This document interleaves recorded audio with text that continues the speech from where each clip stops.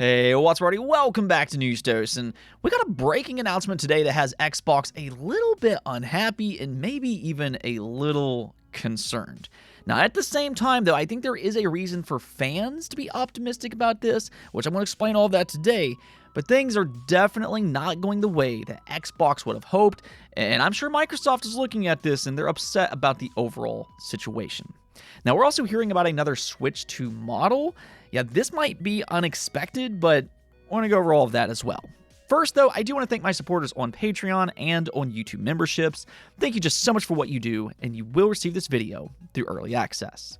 Let's go and get right into things, though, starting off with one of my favorite games of this generation being Hi-Fi Rush. I mean, it still blows my mind that Xbox sold the IP and the studio off, but when they did, there was a major question about its physical version. Early on, there was an announcement that Limited Run Games would be handling its physical release.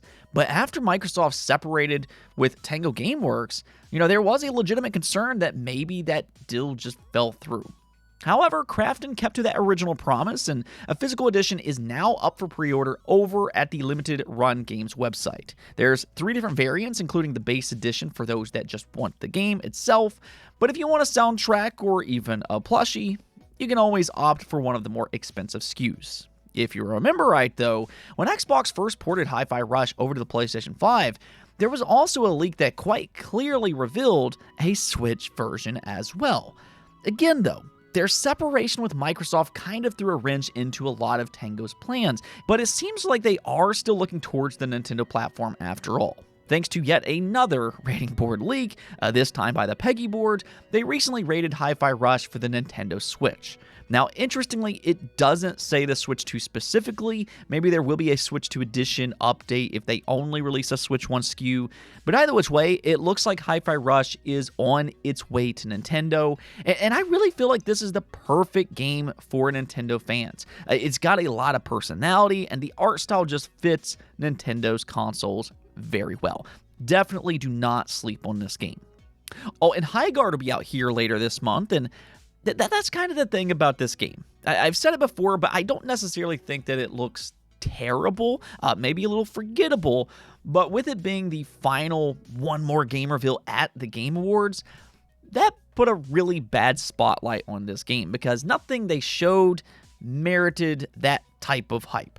I mean, to gamers, it just looks like yet another live service hero shooter, and I mean, we have plenty of those already.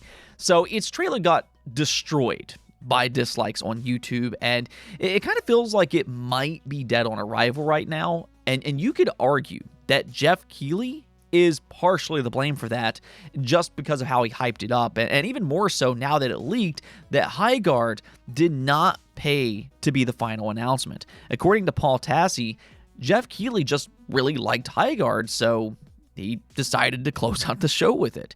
I mean, that kind of speaks to Jeff's judgment. I mean, you have to kind of read the room.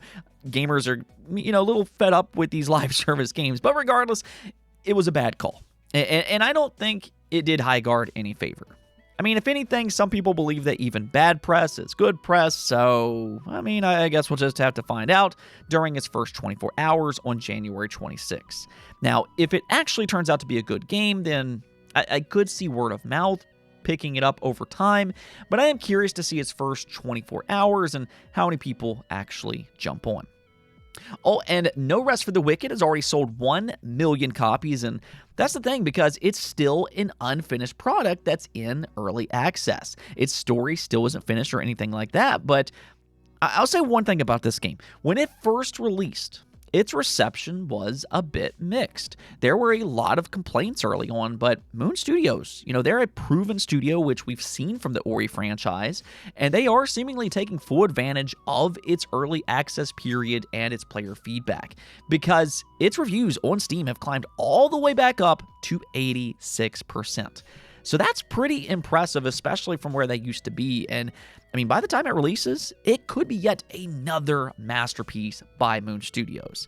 And that's the thing for me, because I'm very much rooting for them. I'm a huge fan of the Ori franchise. I think they're all-time great Metroidvanias. And I think No Rest for the Wicked has a lot of really good ideas for the isometric RPG genre. So We'll see what happens, but big congrats to Moon Studios for their early success on No Rest for the Wicked. Okay, so let's just go talk about why Xbox is currently unhappy. And this all stems from their $70 billion acquisition. Microsoft invested a ton of money into Activision Blizzard, and a large reason of that was because of Call of Duty. That's pretty much the reason that they went to court. Sony did not like the idea of Xbox owning Call of Duty. That scared them, and they ran crying to any regulator that would listen to them. But if you've been following my channel, there was something that Activision said last year that rose a lot of alarm bells. And that was Activision reportedly saying that they weren't worried about Battlefield 6 because Call of Duty, in their words, quote unquote, is too big to fail. And okay, there is some truth to that statement. Call of Duty is going to sell a lot of units no matter what. But that also doesn't mean that they can't do damage to the franchise for its long-term health if it's not a good game. And it also doesn't mean that they can't miss internal expectations. And that's why their arrogance really stood out to me last year, because it more or less told me that they've become complacent. They don't care about the competition because they believe they're above the competition. But meanwhile, EA poured a lot of effort into giving fans an actual good product, and they achieved that. So what happens when a main competitor produces a superior product within the same genre? Well, fans migrate, and that's exactly what happened this past year. Sony just revealed their top 20 most downloaded games in the United States and in Europe, and for the first time in more than 10 years, Call of Duty was not in the top 5. Now, to be fair, it still reached number 7 in both regions, but guess what game was handily ahead of it? Yeah, that's right. Battlefield 6 was the second most downloaded game in the United States, and it was also number 5 in Europe. In fact, Microsoft is probably more happy with Forza Horizon 5 right now, considering it was the number 4 most downloaded game in Europe, which is actually ahead of Call of Duty. What this really tells us, though, is that there was a reason that Activision put out a statement last month that they're no longer going to do back-to-back sequels for the Call of Duty franchise. They seemingly believe that that's the reason that Black Ops 7 underperformed, which, if they actually believe that, then they're still missing some key information. It's really all about quality at the end of the day. But I remember when that report first came out, a lot of people, even in my comments, came to Activision's defense and said, oh, that report wasn't them admitting that Black Ops 7 underperformed. People were just reading too much into their statement. Well, I would argue that today's information all but confirms that it absolutely was the intent of that statement. We've already heard from multiple different sources that it has underperformed. That statement was more or less Activision trying to set fans at ease and to reassure them that the next game will be better. And I think today's reveal all but confirms that this here is the reason why. I imagine Xbox, Microsoft aren't exactly very happy with these results because they didn't pay $70 billion for Call of Duty to underperform and to get beat out by its main competitor. And I almost wonder if Xbox needs to go over to Activision and to kick them into shape, because last year's comment that Call of Duty is just too big to fail, I think is an embarrassment for Activision when their biggest competitor beat them. So Xbox, I think, does need to go to Activision, and I think they need to make them understand that they need to work hard and not to become complacent, because with every disappointing release, that could damage the series even further, and you could lose more and more fans over time.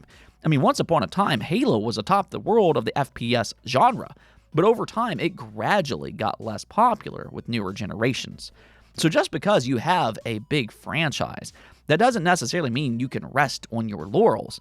And hopefully Black Ops 7 is a wake-up call for Activision.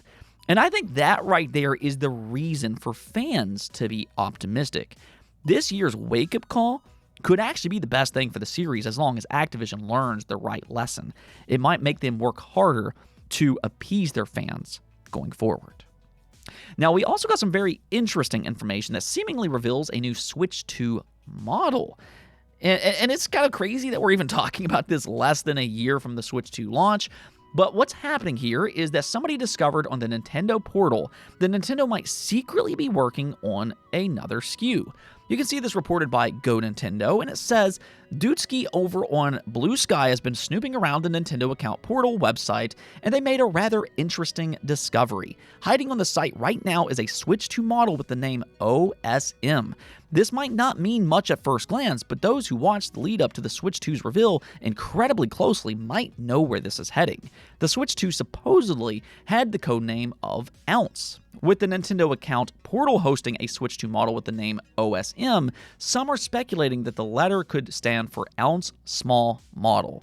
In other words, a Switch 2 that might be closer to what the Switch Lite was for the Switch. Now, with all of that said, I would definitely take this information with a grain of salt, but I will say this much. Nintendo will absolutely release more models at some point. It's more of a question of when rather than if, because Nintendo has always released multiple models for their handheld consoles. And it's also not unheard of them to release a new model just 1 year after launch. In 2011, they released the 3DS, and then a year later, they released the 3DS XL.